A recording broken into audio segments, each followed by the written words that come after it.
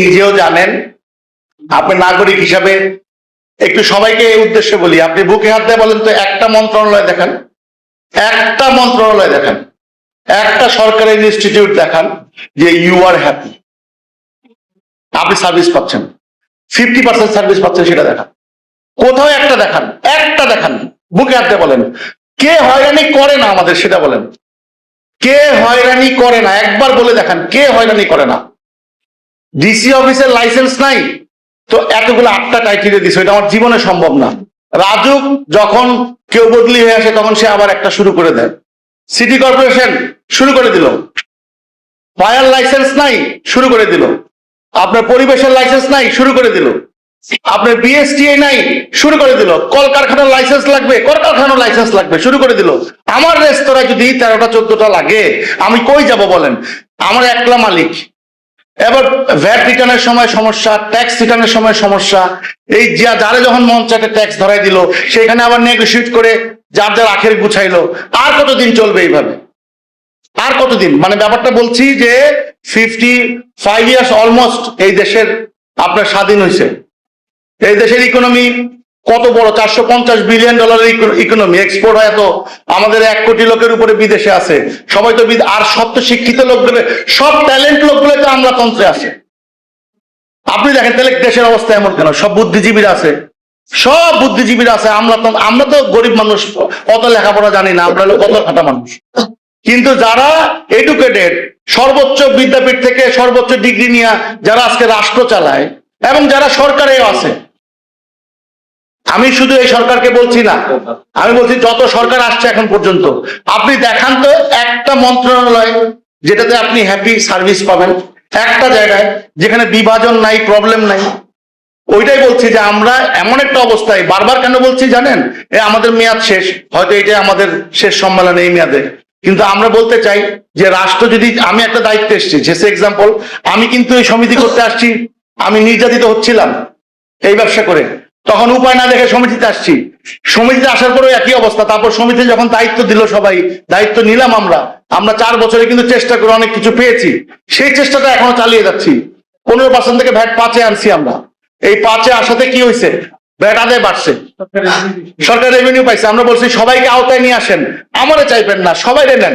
এখন আমি একা ভ্যাট দিই, চারপাশে কারো ভ্যাট লাইসেন্সই নেই। এইটা কত বড় অন্যায় আপনি ভেবে দেখেন। এরপর আসেন আমরা শিল্প নীতির ঘোষণা করতে বলছি, শিল্প ঘোষণা হয়েছে, বাস্তবায়ন হয়নি। এইভাবে আমরা চাচ্ছি আস্তে আস্তে আস্তে আস্তে সংগঠনটাকে এমন একটা জায়গায় নিয়ে যাই যাতে একটা ব্যবসায়ীও কমপ্লেন্সের বাইরে ব্যবসা করতে না পারে।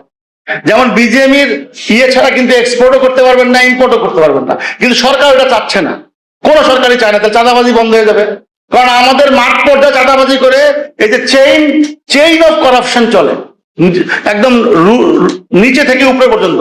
এই যে আপনার সাথে বলছি, কালকে আমার প্রতিষ্ঠানগুলোতে অভিযান চলবে, বিভিন্ন ভাবে আমাকে হয়রানি করবে, করে আসছে, মামলা খাবো, বিভিন্ন করবে, বিভিন্ন, কারণ আমি তো ফুল কমপ্লেন্স নিয়ে ব্যবসা করতে পারবো না, ওই পরিবেশ হয় নাই। আপনি দেখেন ঢাকা শহরে আমি মামলা খাবো সিগন্যাল হইলে, কিন্তু টেসলার কিন্তু কিচ্ছু হবে না। টেসলা আমার গাড়ি মেরে দিছে, টেসলা আমার গাড়ির 12টা বাজে দিছে, আমার গাড়ি ইন্স্যুরেন্স পাইতে আমার জীবন বের হয়ে যাবে, আমার গাড়িতে ওই মামলা নিবে না। তো সব কোথায় যাবেন আপনি বলেন? তাহলে ও ট্যাক্স দেয় না, কিচ্ছু দেয় না, বিদ্যুতের অভাব তো এই কারণে, বিদ্যুৎ চুরি করে ও ইউজ করবে। আপনি এখন বলবেন না গরিব মানুষ এই দেশে বাঁচতে হবে, তাহলে আমি কি করব? আমি তো ট্যাক্স দিলাম, ভ্যাট দিলাম আমার গাড়িতে, আমি সময় মতো আসতে পারলাম না, যানজটের কারণে, কেউ সিগন্যাল মানে না, নিয়ম মানে না, কিছু মানে না, তা আপনি কারে বলবেন? একটা ট্রান্সপোর্টেশন ঠিক করতে পারছে সমস্ত বড় বড় ইনস্টিটিউশন, আপনি যাই বলেন না কেন, আপনি সেনাবাহিনী বলেন, পুলিশ বলেন, সবাই যার যার আখের নিয়ে ব্যস্ত। কেউ বানাবে ডিওএইচএস, কেউ বানাবে পুলিশের পিওএইচএস, আমাদের কেউ, তাদের বাচ্চারা ভালো স্কুলে পড়বে, তারা ব্যবসা করবে, কিন্তু দেশ নিয়ে কেউ চিন্তা করবে না।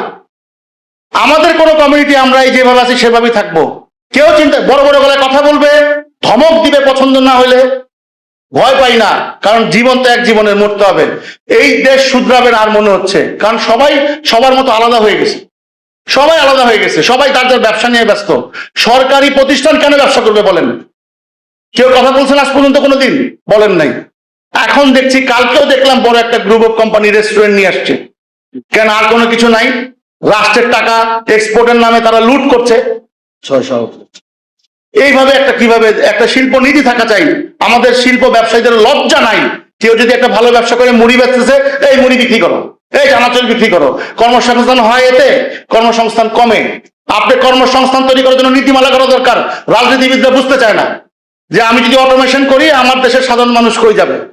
এই অটোমেশনের নামে বেকারি ব্যবসা চলে গেছে 5-6 জনের কাছে, বেকারি ব্যবসা নাই।